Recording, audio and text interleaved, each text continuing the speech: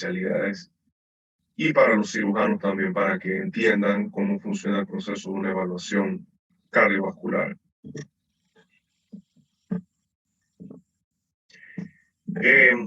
Como preámbulo debemos saber que hay muchos estudios, muchas revisiones, hay diferentes formas de abordar el mismo problema o la misma situación.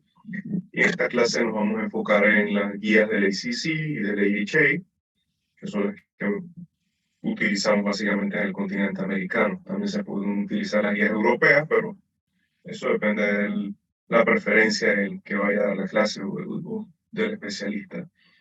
¿Cuál es el rol del internista antes de una cirugía no cardíaca? Pues tienen que evaluar el estado clínico del paciente, evaluar el riesgo de problemas cardíacos, su optimización y su manejo.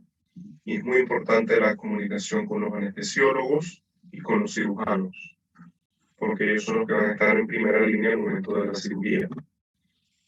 En los Estados Unidos se realizan 10 millones de cirugías no cardíacas al año. Los eventos cardiovasculares mayores, que de ahora en adelante les voy a decir el MACE, consisten en muerte, infarto del miocardio, stroke, sin general ocurren en el 3% de todas las hospitalizaciones cada año. Van a variar, ese porcentaje va a variar dependiendo del tipo de cirugía, dependiendo del riesgo cardiovascular de cada persona. Y ciertas cirugías, como las vasculares, conllevan un mayor riesgo de estas complicaciones que otras. En resumen, estas complicaciones, las MACE, cuando ven con doble C, significa que incluye también riesgo cerebrovascular, que es el riesgo de stroke, además de los riesgos cardíacos. Ocurren en una de cada 33 hospitalizaciones relacionadas a cirugía no cardíaca, a pesar de una reducción en las muertes de infarto en el miocardio perioperatorio. Hay que entender al momento de realizar nuestra evaluación preoperatoria, cuando nos llaman para realizar una evaluación preoperatoria, qué tipo de cirugía, de acuerdo a su nivel de urgencia, estamos enfrentando, ¿sí? Cuál tipo de cirugía debe ser sometido al paciente. Un tipo de cirugía emergente significa que hay riesgo de pérdida de vida de órganos y no superen menos de 6 horas. En esos casos, la evaluación preoperatoria no se realiza, se realiza una evaluación postoperatoria porque no se puede atrasar la operación. O sea, toda cirugía emergente por sí misma conlleva un mayor riesgo de todo. Y esta es una cosa que el cirujano debe explicarle al paciente para que entienda que se está realizando una cirugía para salvarle la vida o para salvar un órgano, un miembro. Una cirugía urgente es aquella en que el riesgo de pérdida de vida o órganos si no superan en las primeras 6 a 24 horas y hay tiempo para realizar una evaluación preoperatoria limitada, pero bastante limitada. Una cirugía que... ¿Sí? Disculpe, es que se escucha como un eco. Se escucha como si estuviera hablando doble, no sé. Déjame ver qué puede ser.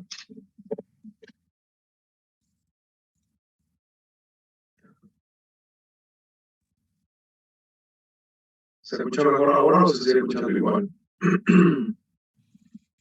Se sigue escuchando el eco. Dame un segundito, disculpen un segundo, déjame ver si consigo unos audífonos para ver si así no se escucha el eco. ¿Sí?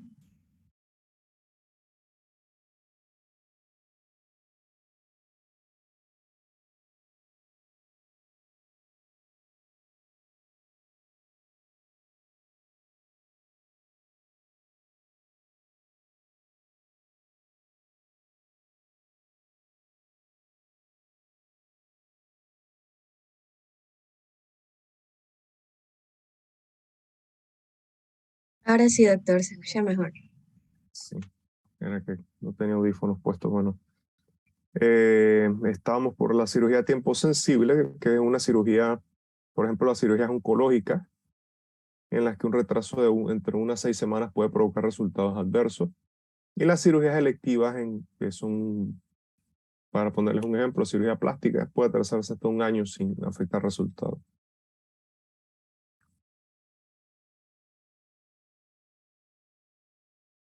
¿Cuál es el tipo de paciente? Ya vimos el tipo de cirugía, ahora vamos a ver el tipo de paciente de acuerdo a su riesgo cardiovascular. Tenemos que utilizar herramientas estandarizadas, es decir, scores, para calcular el riesgo del paciente en base principalmente a factores clínicos y algunas pruebas de gabinete. Y los pacientes en la actualidad, con el score que se utiliza más frecuentemente, que lo vamos a ver más adelante, se clasifican en bajo riesgo, que son aquellos que tienen un riesgo de complicaciones cardiovasculares menor al 1%, y pacientes de alto riesgo, que son aquellos que tienen un riesgo de complicaciones cardiovasculares de 1% o más. Solamente existe eso. Los pacientes solamente son bajo riesgo o alto riesgo. No existe riesgo intermedio. Al menos no con el scoring system que utilizamos actualmente de forma más común. La evaluación cardíaca preoperatoria pues va a consistir en obtener una historia clínica, hacer un examen físico. Como ya vimos, la urgencia de la cirugía, el nivel de urgencia de la cirugía, qué tipo de cirugía va a ser, porque el riesgo de acuerdo a la cirugía sí va a cambiar.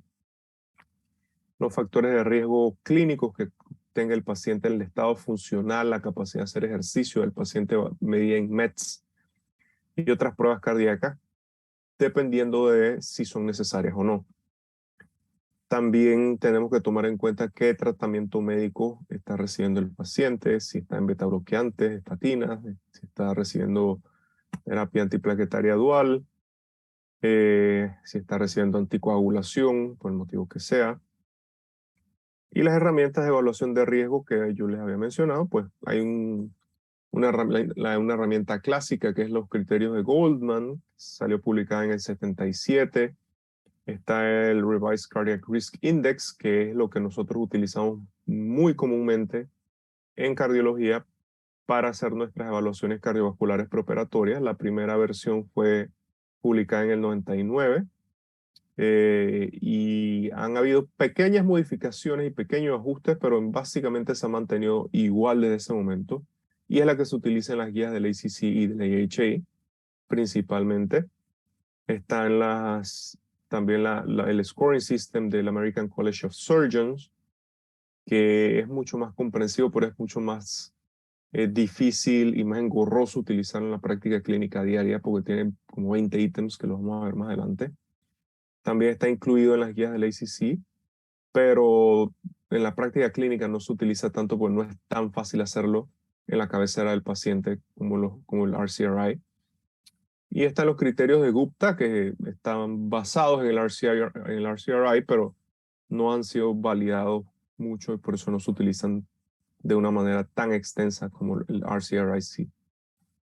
Entonces esto es solamente para que vean el abstract de los criterios de Goldman, salió en el New England Journal of Medicine en 1977 y consistía básicamente en una serie de factores clínicos y muy pocos exámenes de gabinete. En este caso se utilizaba el electrocardiograma y se clasificaban los pacientes en clases de acuerdo a su riesgo cardiovascular.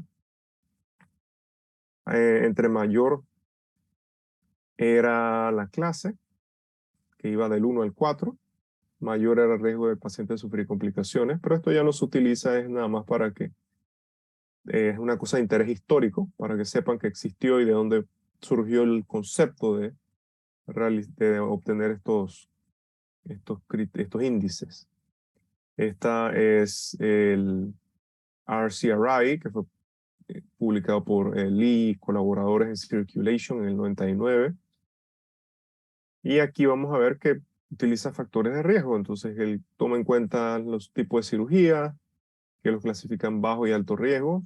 Por ejemplo, de cirugía de bajo riesgo, la cirugía oftálmica, oftalmológica, por ejemplo, cataratas, cirugías excimer láser.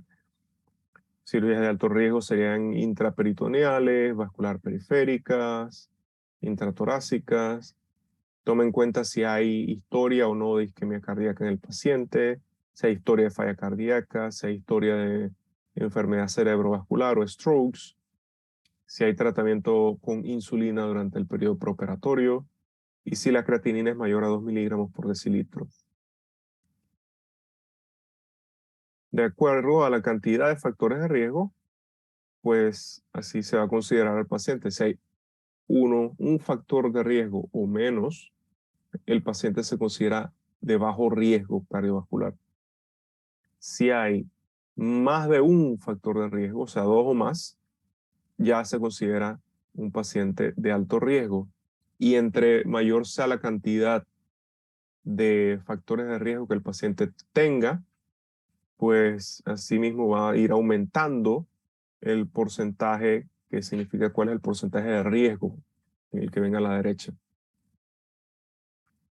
Esta es los factores de riesgo que toma en cuenta la calculadora de riesgo del American College of Surgeons. Como ven, tienen una lista bastante exhaustiva, pero precisamente por eso no se utiliza de una manera tan extendida como el RCRI, porque en la práctica clínica ustedes necesitan algo que les permita tomar decisiones informadas, basadas en evidencia, pero al mismo tiempo eficientemente, que sean cosas que se puedan utilizar en la cabecera del paciente, que sean rápidas. Ya esto lo vimos, y un defecto más que tiene la calculadora del American College of Surgeons es que no ha tenido validación externa, algo que sí se ha hecho con el RCRI. Validación externa simplemente significa que se ha comprobado que la calculadora tiene la misma capacidad de predecir eventos en poblaciones distintas a la población original en la que se realizó el estudio que salió publicado. O sea, que se ha comprobado que funciona en distintas poblaciones. Eso es una validación externa. Y aquí vemos los criterios de Gupta, que es básicamente un modelo estadístico que utiliza un análisis multivariado para calcular un riesgo. Incluye la edad del paciente, la clase del American Society of Anesthesiologists, que ASA, como se le conoce, la creatinina, el estado funcional y qué tipo de cirugía. Esto de la clase ASA y de la clase del American Society of Anesthesiologists es importante tener una idea acerca de cómo funciona el concepto.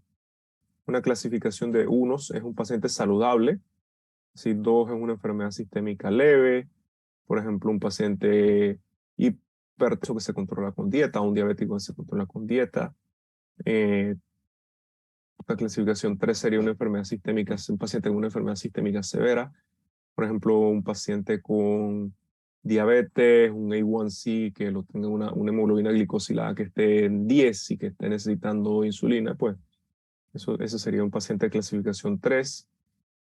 Un paciente clasificación 4 con una enfermedad sistémica severa que representa un riesgo constante a su vida sería, por ejemplo, un paciente con falla cardíaca y una fracción de eyección menor al 30% que requiera el tener un cardioverso, un ICD implantable. Ese es un riesgo constante a la vida del paciente, así que el paciente se podría clasificar como clase 4. Paciente clase 5 es un paciente moribundo, que muy probablemente el cirujano ni siquiera lo pudiera llevar a la cirugía porque se va a morir en la mesa de operaciones. Y el paciente clase 6, eso solamente lo van a ver en centros de trasplantes, son pacientes con muerte cerebral, a los que se les va a llevar a la cirugía para cosechar órganos con fines de trasplante. Ahora sí entramos al tema que nos atañe, vamos a ver las guías del manejo para la evaluación preoperatoria. Estas guías se realizaron tratando mucho de utilizar la evidencia clínica que existía en ese momento y se han ido actualizando poco a poco, pero no han habido mayores cambios desde la fecha de la publicación en 2014, para que entiendan cómo se utiliza la clase y los niveles de evidencia. La clase significa cuál es el balance entre el beneficio esperado y el potencial riesgo del paciente. Entonces las clases van de 1 a 3. Clase 1 es que el beneficio supera por mucho al riesgo y es una cosa que ustedes tienen que hacer. Si no la hacen, se están pues tomando un riesgo de que les caiga una demanda. La clase 2 se divide en 2A y 2B. La clase 2A es en la que el beneficio es un poco mayor que el riesgo, así que es una cosa razonable.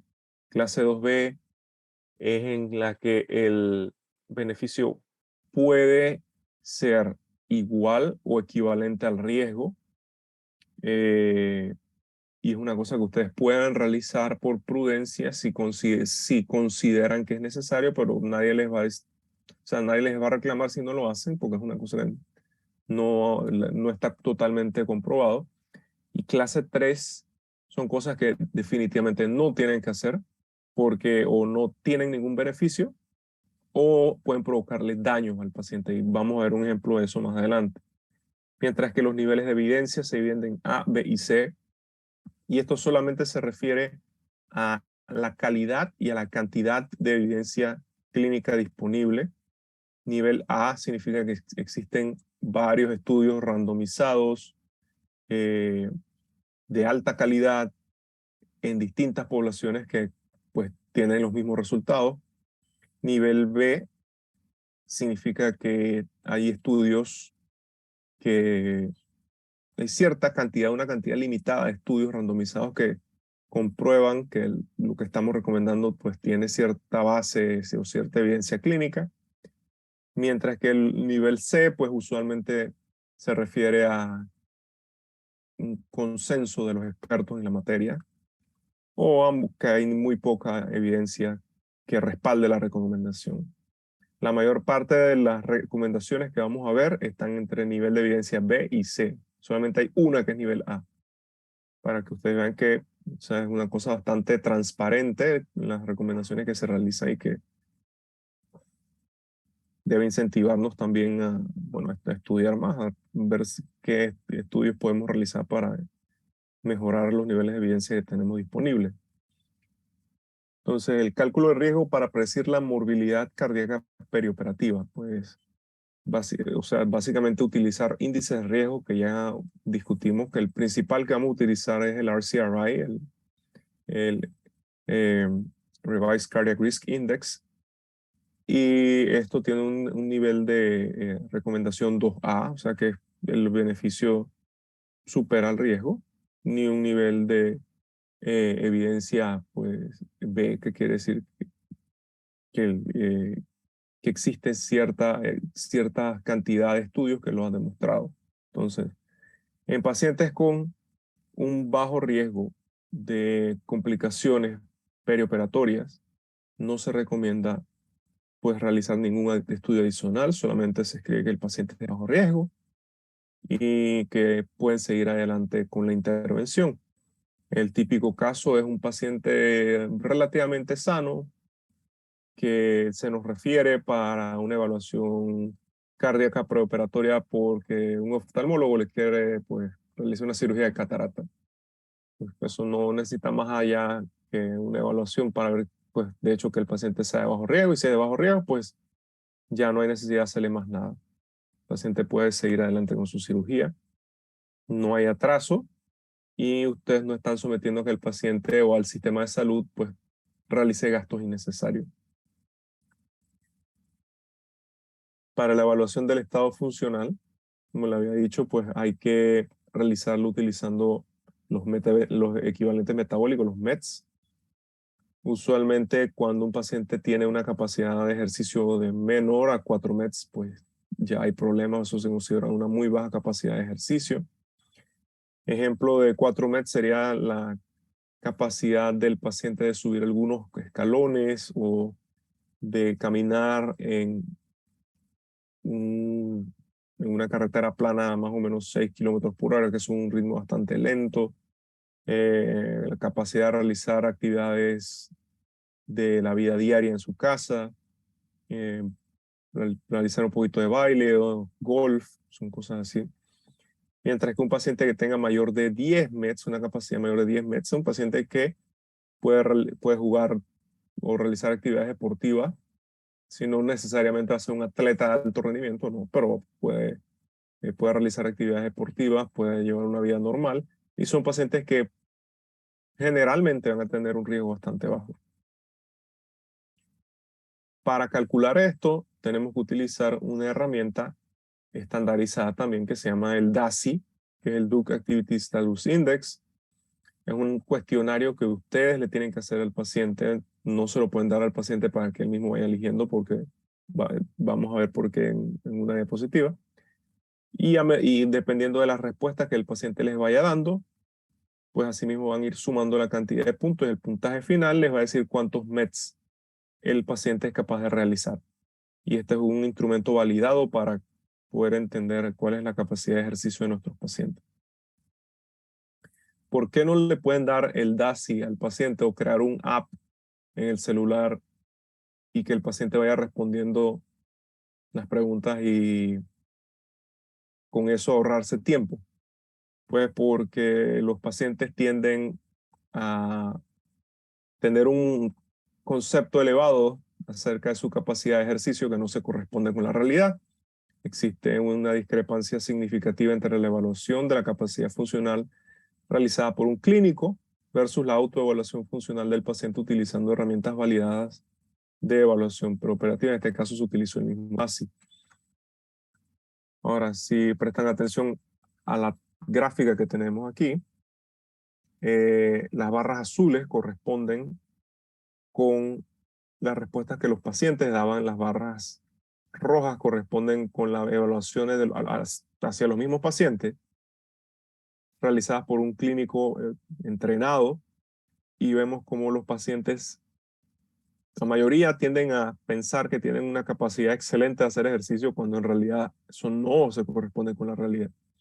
La evaluación clínica por alguien que sabe hacer las preguntas, pues ven que eso no es cierto y que de hecho muchas personas que tienen muy poca capacidad de ejercicio son las que son capaces de autorreconocer sus limitaciones. O sea, un porcentaje muy pequeño es capaz de reconocer que de hecho no puede o no tiene la capacidad de ejercicio que ellos piensan que tienen. Y esto es peligroso, entonces por eso es necesario que las preguntas las hagan ustedes. Porque, por ejemplo, si le preguntan a un paciente, y bueno, ¿puede caminar cuántas cuadras puede caminar o puede caminar más de 4 cuadras? El paciente les puede decir sí. Pero si no les pregunta, si ustedes no siguen esa pregunta e indagan un poco más y les preguntan, bueno, pero esas 4 cuadras usted tiene que parar en algún momento para poder terminar. El paciente le dice, bueno, sí, yo paro 3, 4, 5 veces antes de... Entonces ya ahí se dan cuenta que el paciente en realidad no tiene la capacidad de hacer ejercicio que él o ella piensa que tiene. Hay un concepto también que no se ha tomado en cuenta al momento de desarrollar las guías, pero que sí se debe tomar en cuenta al momento de la evaluación clínica integral que realizamos nosotros, que es el concepto de fragilidad del paciente. El concepto de fragilidad se utiliza sobre todo en pacientes de edad avanzada y en pacientes que sufren enfermedades crónicas debilitantes, como por ejemplo pacientes con SIDA o pacientes con un cáncer metastásico, un cáncer pues tal vez no necesariamente metastásico, pero que haya provocado el debilitamiento generalizado del paciente, o pacientes desnutridos, que es una cosa que se ve acá bastante en Panamá. Y es un concepto que deben conocer porque el paciente frágil puede que tenga un riesgo cardiovascular disminuido, pero va a tener un riesgo total aumentado debido a su fragilidad, y es una cosa que tienen que hacerse para saber a los anestesiólogos y al cirujano y mencionarlo en su nota de evaluación. Entonces, vamos a la clasificación de riesgo en base a cirugía a realizar. Cirugías, como vemos aquí, de menor riesgo son aquellas cirugías oftalmológicas, cirugías dermatológicas, cirugías ortopédicas, mientras que aquellas de mayor riesgo incluyen cirugías aórticas, cirugías vasculares periféricas y cirugías, pues todo lo que tenga que ver dentro de la cavidad torácica o de la cavidad abdominal dentro del peritoneo. Y aquí pues vemos, básicamente esto es para ilustrar cómo el riesgo de complicaciones va aumentando a medida que el el cálculo de riesgo del RCRI va también aumentando. Aquellos que tienen pues solamente un factor de riesgo tienen un nivel, o las complicaciones por 100.000 habitantes. Como vemos, tienen casi que 4.000 por cada 100.000 habitantes, mientras que aquellos que tienen 5 puntos o más, pues ya va casi como un 10% de todos los pacientes. Asimismo, se aplica, el mismo concepto se aplica en las complicaciones, aumentan dependiendo del tipo de la cirugía, y las que más complicaciones tienden a tener son las cirugías vasculares, sobre todo aquellas que involucran la aorta. Y las que menos tienen, pues, son las oftalmológicas.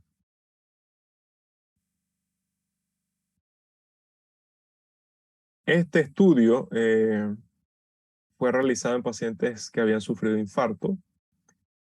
Entonces, en el primer recuadro, en el recuadro A, se ven los infartos postoperatorios.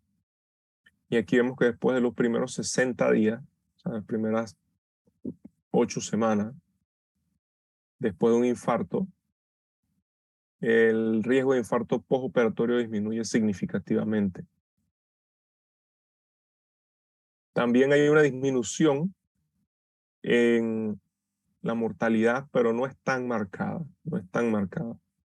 Pero es en base a este estudio que salió publicado en el 2011 que los cardiólogos y pues los internistas también que realizan este tipo de evaluaciones recomiendan que las cirugías se atrasen al menos 8 semanas después de sufrir un infarto del miocardio, para evitar que el paciente vuelva a sufrir otro infarto inmediatamente después de la cirugía. Ese es el objetivo principal. Entonces recuerden, después de un paciente que ha sufrido un infarto y requiere una cirugía, que puede esperar que no sea una cirugía ni emergente ni urgente, pues lo más recomendable es que el cirujano espere 8 semanas para que el miocardio se recupere y luego realice la cirugía.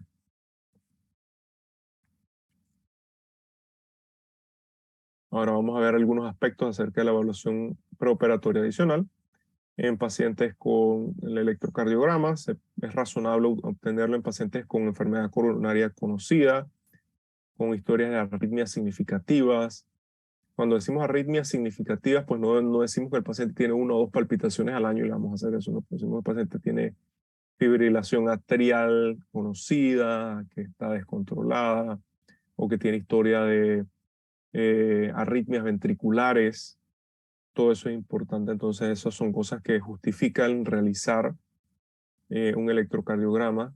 Pacientes que tienen enfermedad vascular periférica, se justifica realizar un electrocardiograma, porque un paciente con enfermedad vascular periférica tiene 8 veces mayor riesgo de sufrir enfermedad coronaria que un paciente que no tiene enfermedad vascular periférica. Pacientes con enfermedad cerebrovascular, con historia de enfermedad cerebrovascular, por el mismo concepto. Si tú tienes enfermedad por aterosclerosis en un lecho vascular, muy probablemente tengas en otros lechos vasculares, incluido las coronarias. Y en pacientes con enfermedad cardíaca estructural pues significativa, por ejemplo, con un paciente que tenga una estenosis mitral severa, o un paciente que tenga una estenosis aórtica severa, de todo eso justifica realizar un electrocardiograma. Con la excepción de aquellos que van a ser sometidos a procedimientos de bajo riesgo, como es la típica cirugía cirugía oftalmológica. En pacientes sin enfermedad coronaria, pues puede ser razonable obtener un electro. Sin embargo, no se recomienda realizar electrocardiogramas de manera rutinaria en pacientes que van a ser sometidos a procedimientos quirúrgicos de bajo riesgo. Eso no se recomienda. Es un gasto innecesario para el paciente y para el sistema de salud.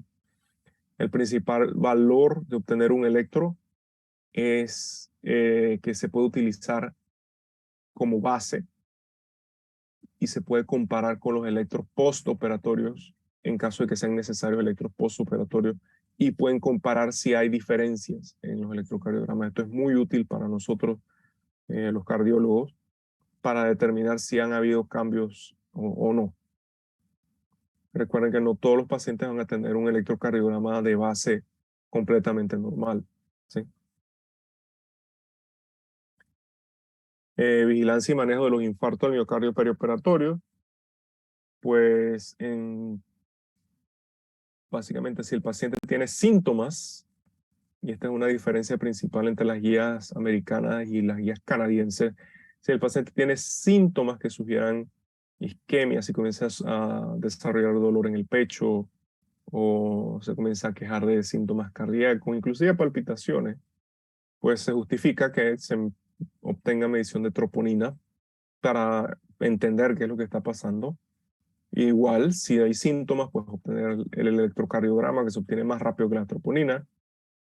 Sin embargo, la utilidad del tamizaje postoperatorio con niveles de troponina en pacientes que tienen alto riesgo de sufrir un infarto perioperatorio, pero que no tienen síntomas o no tienen signos, pues no está del todo claro. Muchas veces, y esto se ve bastante en Estados Unidos, que es que se obtienen estos niveles de troponina casi que de manera rutinaria en los pacientes sin seguir lo que dicen las guías, y pues salen elevados y uno no sabe ni qué hacer con eso. Pues ok, tiene troponina elevada, pero eso no quiere decir que necesariamente te esté dando un infarto, no quiere decir que te va a llevar a la sala de cateterismo a hacer un cateterismo. Entonces le hacen un ecocardiograma y sale normal el electrocardiograma y le sale normal. Entonces, como que, ¿cuál es el valor de hacer un estudio si no vas a poder, o si en verdad no vas a actuar en base a los resultados de ese estudio? Por eso es tan importante seguir las guías. Si el paciente tiene síntomas, pues, por supuesto, troponina. Si no tiene síntomas, pues entonces, ¿para qué van a hacer, para qué van a incurrir en ese gasto y para qué van a hacer un estudio sobre el que pues no van a saber cómo actuar en base a sus resultados? Porque no hay evidencia de qué hacer. La evaluación de la función del ventrículo izquierdo, pues es razonable en pacientes que tienen disnea de origen desconocido, y de hecho es parte de las guías de la evaluación de la disnea de origen desconocido. El primer punto que te mencionan es que, bueno, obtenga un ecocardiograma. Es razonable también obtener un ecocardiograma en pacientes con falla cardíaca que presentan una disnea que se está empeorando o presentan síntomas de falla cardíaca descompensada. Pues ahí es razonable. Sin embargo, no se recomienda un ecocardiograma rutinario preoperatorio porque no hay evidencia de beneficio. Y esto es porque básicamente una fracción de eyección baja solamente tiene un poder predictivo modesto en comparación con otros factores clínicos que son pues, mucho más económicos y más fáciles de obtener. Que existe un rol de la prueba de esfuerzo preoperatoria que básicamente sirve principalmente para evaluar la capacidad de ejercicio y también para descartar isquemia. Pacientes con mayor de 7 METs pues se consideran de bajo riesgo. Pacientes con menor de 4 METs se consideran de riesgo elevado. Y para imagenología cardíaca de esfuerzo, pues lo más utilizado son las pruebas nucleares, que las vamos a ver un ejemplo de una un poquito más adelante. En pacientes que tengan una excelente capacidad de ejercicio, una excelente capacidad funcional mayor de 10 METs, es razonable que ya pues, después que obtienen eso, no es necesario realizar ninguna prueba de esfuerzo. Esto es, si al realizar correctamente el DAS, si ven que el paciente tiene más de 10 o más de 7, pues no hay ningún problema. En pacientes que tengan un riesgo elevado y no conozcan cuál es su capacidad de ejercicio o no puedan, por alguna manera, evaluar la capacidad de ejercicio, pues es razonable entonces en ese momento hacer una prueba de esfuerzo por ejercicio para evaluar la capacidad funcional. La que más se utiliza, como ya mencioné, es la prueba nuclear, porque en la prueba nuclear, si el paciente por alguna razón no tiene la capacidad de realizar el esfuerzo necesario, recuerden que para que una prueba de esfuerzo sea válida, una prueba de ejercicio, el paciente tiene que hacer un ejercicio que le permita alcanzar el 85% de su frecuencia cardíaca máxima predecida. Entonces, si no llega a eso, pues el examen es no diagnóstico. Esto ustedes lo pueden evitar con una prueba farmacológica nuclear. Si en la prueba de esfuerzo nuclear ustedes encuentran una isquemia de moderada grande, usualmente eso se cuantifica y si es mayor del 15% se considera ya de moderada a grande. Hay un mayor riesgo de infarto y de muerte cardiovascular. Una prueba normal, sobre todo aquellas que se realizan con PET scans, porque hay otras que se realizan con SPECT, que es una modalidad distinta, tienen un alto valor predictivo negativo, que es decir que es poco probable que se les vaya a escapar un paciente falso positivo. Y cuando hay defectos fijos que representan áreas del miocardio están infartadas, que ya están muertas, pues hay un mayor riesgo de eventos cardiovasculares a largo plazo, pero el riesgo postoperatorio no aumenta de manera significativa. Quiere decir que el paciente va a tener un mayor riesgo de sufrir cualquier cosa, inclusive muerte, digamos en un año, pero el riesgo luego de la cirugía no aumenta tanto. Y estas pruebas son razonables en pacientes con un riesgo elevado, con pobre capacidad funcional, menor a 4 METs, en las cuales ustedes pues necesiten evaluar cómo está el sistema cardiovascular de una manera fidedigna. Sin embargo, utilizar esto de manera rutinaria no es útil, no se recomienda y no tiene ningún beneficio. Las pruebas son bastante caras y entonces puede ser un gasto bastante oneroso para el paciente y para el sistema de salud también. Aquí esto es básicamente para demostrarles en algunas guías que no son las americanas, en las guías canadienses, por ejemplo, ellos les gusta medir el BNP o el N-Terminal Pro BNP para tratar de determinar riesgo operatorio. El problema es que nosotros sabemos, sí es cierto, sabemos que el riesgo de el BNP elevado pues aumenta el riesgo de complicaciones del paciente. Lo que no sabemos es cómo incidir en eso, ¿sí? No sabemos cómo actuar o cómo disminuir ese riesgo una vez lo hemos diagnosticado. Entonces, por eso no se considera que sea pues una cosa que justifique el costo. Si vamos a obtener una información que solamente nos va a decir, bueno, el paciente tiene mayor riesgo y ¿qué hacemos? Pues no sabemos qué hacer, pues no hay evidencia de qué hacer. Entonces, desde un punto de vista de costo-beneficio, pues no justifica el costo porque no hay mayor beneficio. Ahora vamos a discutir acerca del rol de la terapia médica para disminuir los eventos perioperatorios. Vamos a ver algunos de los fármacos que están aquí mencionados. Este es un estudio que fue bastante importante porque nos permitió descubrir que, de hecho, utilizar beta bloqueantes o iniciar beta bloqueantes el día de la cirugía está asociado a una mayor mortalidad. Estos pacientes comenzaron a morirse básicamente porque se les estaba iniciando metoprolol succinato el día de la cirugía y ellos no habían tomado metoprolol o no estaban en beta bloqueantes antes. Y es por esta razón que no se recomienda que los beta bloqueantes sean iniciados el día de la cirugía. ¿Cómo van a manejar ustedes estos beta bloqueadores? Un paciente que está en beta bloqueadores crónicamente, o sea, hace tiempo, ya esa es una medicina de la casa, ustedes se los continúan incluyendo el día de la cirugía. ¿Sí? Inclusive el día de la cirugía ustedes le dan el beta bloqueador. ¿Por qué? Porque el cuerpo del paciente ya está adaptado al medicamento. En pacientes que tengan riesgo intermedio o alto de miocardia, de isquemia miocárdica, pues puede ser razonable. Puede ser razonable utilizar beta bloqueadores si los van a iniciar un tiempo antes, por ejemplo, si lo están viendo en la clínica y la cirugía es en unas 2-3 semanas, puede ser razonable iniciar un beta bloqueador en ese momento. E igual lo mismo con un paciente que tenga 3 o más factores de riesgo del RCRI, también es razonable. El riesgo el beneficio puede que sea un poquito mayor que el riesgo, pero lo que sí definitivamente no deben hacer, porque hay riesgo de hacerle daño al paciente, de que el paciente se muera, es iniciar un beta bloqueador el día mismo de la cirugía. De hecho, en la práctica clínica, a pesar de lo que dicen las guías, pues en la práctica clínica lo que nosotros hacemos es que por más factores de riesgo que tenga el paciente, si el paciente no está en un beta bloqueador y la cirugía está, y vemos al paciente en el hospital porque la cirugía se va a realizar en los siguientes días, pues háganle la cirugía, dejen que salga de la fase aguda de recuperación y después nosotros le damos seguimiento y se le inician los beta bloqueadores, ya sea antes de que salgan del hospital o en una visita a la clínica de cardiología. Y como ya les mencioné, el paciente que ya esté tomando beta bloqueador, pues lo sigue tomando sin ningún problema. Las estatinas, pues si el paciente está tomando estatinas, y este es un concepto que van a ver, si el paciente está tomando un medicamento, casi siempre lo van a continuar. Si el paciente está tomando estatinas en la casa, pues se las continúan.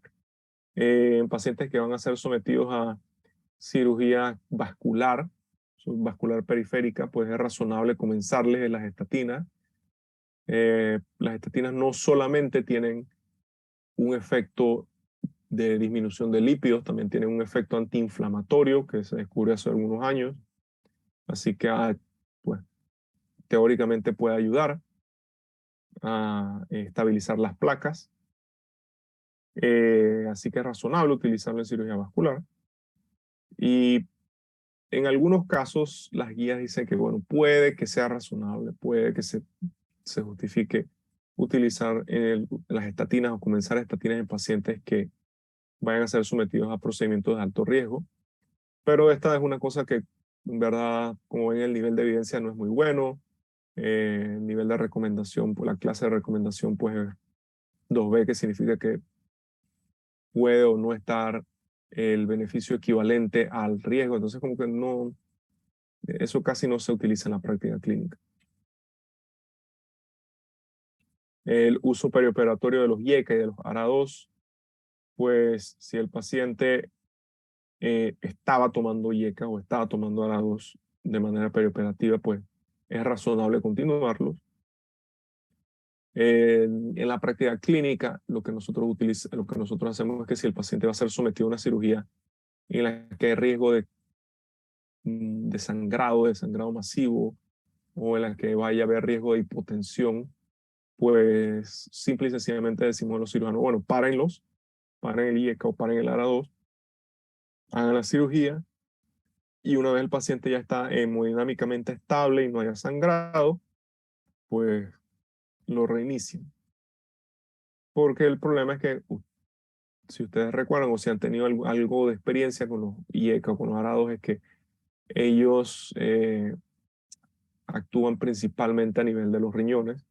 Así que cualquier cambio en la volemia, cualquier cambio significativo en la volemia debido a la cirugía, pues puede provocar que el paciente haga una, pues, falla renal aguda y por el ARA2 y en conjunción con la pérdida de sangre o por los movimientos de fluidos de un compartimiento al otro. Entonces eso es lo que queremos evitar. Y con estos medicamentos no hay mayor problema. Ustedes los pueden parar y reiniciarlos unos cuantos días después de la cirugía. ¿Qué pacientes necesitan ser evaluados preoperatoriamente por cardiología? Pacientes que tengan falla cardíaca estable o descompensada, pacientes con síndrome coronario agudo, que eso se cae bajo su propio peso, pacientes con historia de arritmia, especialmente si se trata de arritmias ventriculares, y en pacientes con enfermedad valvular severa. Es importante los pacientes con falla cardíaca diagnosticada, pues entender qué tipo de falla cardíaca tienen, si es con fracción de eyección preservada, reducida, o si es por una hipertrofia, una cardiomiopatía hipertrófica.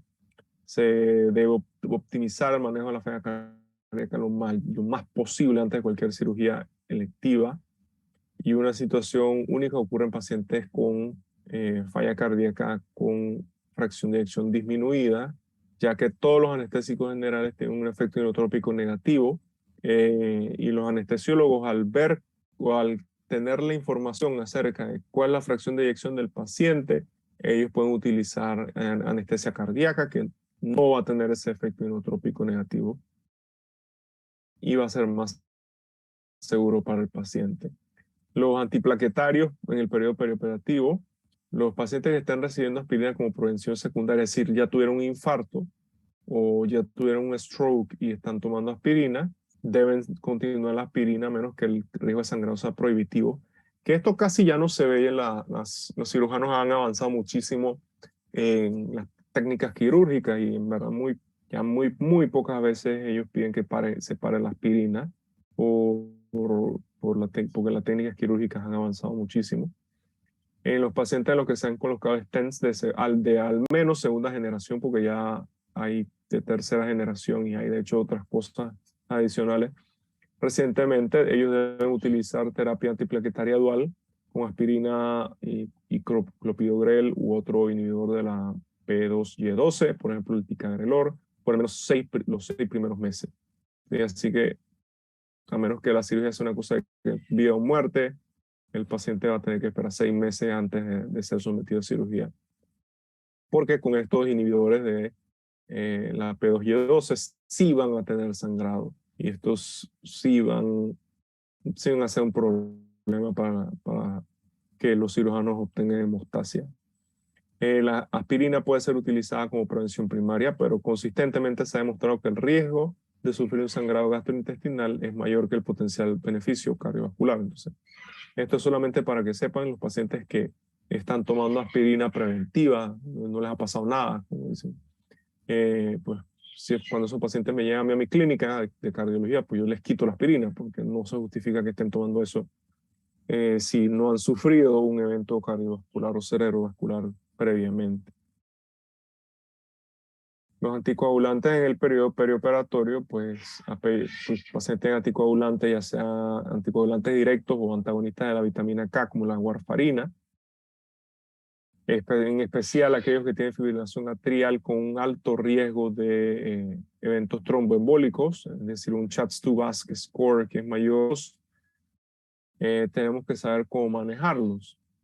Los DOACs, que son los anticoagulantes directos, que antes se les conocía como NOACs, tienen una vida media bastante corta, en realidad pueden pararlos de 3 a 5 días antes de la cirugía, dependiendo de la preferencia del cirujano. Normalmente son 3 días, hay cirujanos que prefieren que se paren por 5 días, sobre todo, por ejemplo, si van a realizar cirugías de columna. A los neurocirujanos que realizan cirugías de columnas, les gusta que se paren los anticoagulantes por 5 a 7 días ellos piden. Así que ustedes lo pueden parar sin ningún problema. Esto es solamente para que ustedes conozcan que existe un agente que se llama Dexanet alfa, que es una droga que se da por infusión y revierte al rivaroxaban, que se conoce como el nombre comercial es Xarelto, y al apixaban, cuyo nombre comercial es Eliquis. Pero este es un medicamento sumamente caro. El Andexanet alfa es una infusión carísima, que cuesta más de $100,000 la dosis y no está disponible en todos los hospitales. Yo creo que nada más la he visto utilizarse una sola vez, con un sangrado intracraneal masivo. En el caso de los antagonistas de la vitamina K, si ustedes necesitan revertirlo rápido, pueden dar transfusiones de plasma fresco. Si tienen un poquito más de tiempo, pueden dar vitamina K oral, que funciona exactamente igual que la intravenosa. No hay razón para dar vitamina K intravenosa si la vitamina K oral funciona igual. Y en ciertos casos, si ustedes quieren que están súper preocupados, digamos que el paciente ha tenido varios derrames, varios strokes, tiene fibrilación atrial y quieren protegerlo, cubrirlo durante la hospitalización para disminuir el riesgo teórico de que sufra otro stroke, pues en esos casos nosotros lo que hacemos es que paramos el anticoagulante oral e iniciamos un goteo de heparina, porque la heparina ustedes la pueden parar en la mañana de la cirugía o a medianoche de la cirugía, dependiendo del gusto del cirujano. Y nada, se realiza la cirugía, el paciente regresa a la sala de recuperación y cuando ya hay una hemostasia adecuada, pueden reiniciar el goteo de heparina mientras el paciente esté en el hospital y antes de salir del hospital, pues le reinician la anticoagulación oral. Es importante siempre investigar y clarificar por qué el paciente está usando anticoagulantes, sobre todo en nuestro país, que el conocimiento pues acerca de por qué el paciente está tomando ciertos medicamentos, a veces ni el mismo paciente sabe por qué los está tomando. Entonces es importante pues levantar el teléfono y tratar de llamar al médico que hizo la receta para entender qué es lo que se está tratando y asimismo determinar cuál es el manejo que se le va a seguir, porque si por ejemplo el paciente está en Coumadina eh, por una trombosis venosa profunda, que es la primera que pasó, que fue provocada y que fue hace un año, y el paciente, ustedes le hacen un ultrasonido y ya esa trombosis se fue. Entonces, le están haciendo un favor al paciente al parar la Coumadina definitivamente y decirle que, bueno, vamos a pararla del todo, pues ya no la necesita, y le dan se aseguran de que el paciente tenga una cita de seguimiento con el médico que lo estaba siguiendo ambulatoriamente, después de la cirugía, después que se le dé alta. Ahora vamos a ver, paso a paso, vamos a tratar de condensar todo lo que hablamos en esta, si vamos para una hora, en esta hora. Si hay cirugías de emergencia en las que se tiene que operar en menos de 6 horas, se procede con la cirugía. La optimización del riesgo se lleva a cabo durante el postoperatorio. Como les dije, no hay evaluación preoperatoria, la evaluación se realiza después. Y toda cirugía de emergencia conlleva un mayor riesgo, que son una cosa que el cirujano debe decir al familiar y a sus pacientes, y a sus familiares, perdón, al paciente y a sus familiares. En las cirugías de urgencia, que son aquellas en las que se tienen que realizar entre 6 a 24 horas, si el paciente se presenta con síndrome coronario agudo, la evaluación pues, por cardiología es obligatoria. Si no hay síndrome coronario agudo, tiene que estimar el riesgo de complicaciones utilizando una calculadora de riesgo. Recuerden que hay riesgo, pacientes de bajo riesgo y pacientes de alto riesgo, no existe riesgo intermedio. Si el paciente es de bajo riesgo, pues se procede con la cirugía. Si el paciente es de alto riesgo, hay que evaluar el estado funcional, los METs, utilizando el DASI. Sin determinar, pues se recomienda una prueba de esfuerzo. Y otras circunstancias especiales es que si hay situaciones clínicas que pueden cambiar el manejo de un paciente, se recomienda realizar pruebas adicionales. Si hay disnea de etiología desconocida, pues un eco. Si hay historia de angina estable, pues se puede realizar una prueba de esfuerzo. Y ya para culminar, pues no hay nada que reemplace el juicio clínico que ustedes van a ir desarrollando a lo largo de su entrenamiento y de su carrera. Y las guías clínicas son un apoyo, ¿sí? Pero deben ser individualizadas a cada paciente. La mejor forma de disminuir el riesgo de cualquier evento es tener una población saludable. Debemos encontrar la forma de educar y guiar a nuestros pacientes. Y la medicina del siglo XXI es colaborativa, ningún profesional es una isla. La única forma de aprender es teniendo la interés intelectual de poder reconocer que es imposible saberlo todo y que tenemos que trabajar en equipo. Así que bueno, apreciados estudiantes, muchas gracias. Con esto culminamos. Este es mi hospital Montefiore Medical Center. Yo realicé mi fellowship de cardiología ahí y ahora estoy haciendo cardiología intervencionista ahí mismo también en la ciudad de Nueva York. Ha sido un gusto y quiero que por favor si tienen alguna pregunta pues aprovechen y me la hagan para ver cualquier duda que tengan.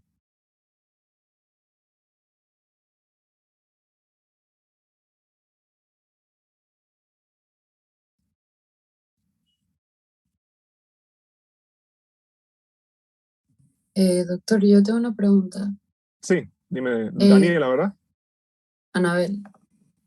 Ana, espérate que es que no veo quién está hablando. Poner speaker. Anabel, ajá, listo, dime. No me quedó claro por qué iniciar el betabloqueante el mismo día de la cirugía está asociado a mayor mortalidad, pero no si se inicia un par de días antes. No, mira, el estudio que se realizó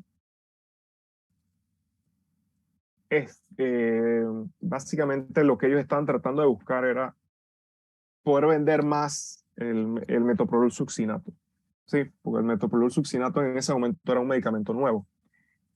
Y la forma en que diseñaron el estudio, lo diseñaron iniciando el betabloqueante el día mismo de la cirugía.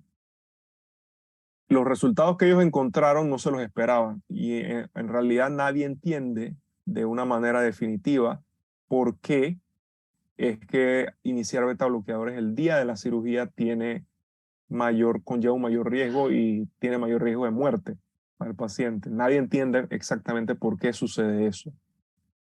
Y esa es la respuesta, porque es que en cuanto a iniciarlo unos cuantos días antes, yo no diría o no te recomendaría pensar que iniciarlo unos cuantos días antes es seguro, ¿sí? Porque eso no se estudió.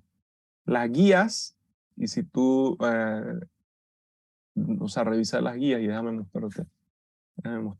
ir a esa diapositiva para...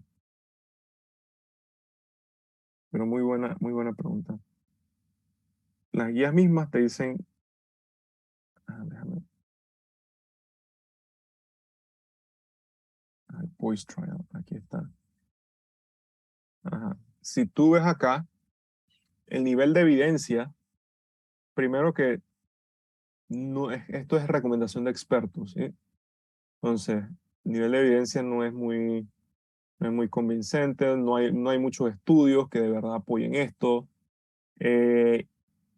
Y por eso es que en la práctica clínica, a pesar de lo que dicen las guías, y que bueno, que tal vez se puede iniciar antes de la cirugía si el paciente es de alto riesgo, en la práctica clínica real, nosotros no lo hacemos. En la práctica clínica, si el paciente está tomando su beta bloqueante, y creo que la forma más sencilla de que lo vean es que si el paciente está en beta bloqueante, lo continúan. Si no está tomando beta bloqueante, no se los inicien hasta que el paciente salga de la cirugía. Así sea que los necesite, no se los inician hasta que él no salga de la cirugía, porque hay un riesgo aumentado de muerte, así que le estarían haciendo un daño al paciente. Y eso es parte de lo que les mencioné al final, que es que las guías son recomendaciones abstractas, pero son ustedes los que tienen que saber aplicarlas a cada paciente. Esa fue una muy buena pregunta. Gracias por la pregunta, Anabel, y espero haberte contestado. Sí, doctor, gracias. A ver, ¿qué otra pregunta?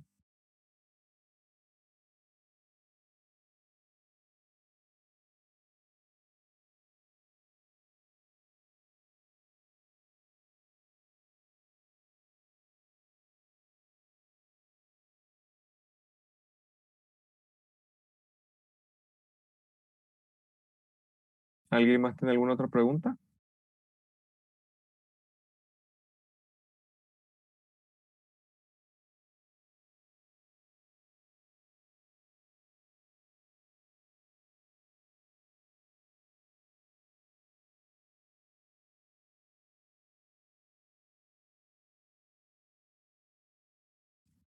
Bueno, muchachos, en vista de que no tienen mayores preguntas, pues les deseo que pasen un bonito día. Un gusto poder contribuir con su educación. Espero que hayan aprovechado la clase. Y cualquier cosa, pues estamos a la orden. Y buena suerte. Sé que tienen otra clase ahora en la tarde, así que buena suerte con la clase de la tarde. Y les deseo éxitos en su carrera. Que pasen un bonito. Gracias, doctor. Gracias, doctor. Gracias, doctor. Gracias. Gracias.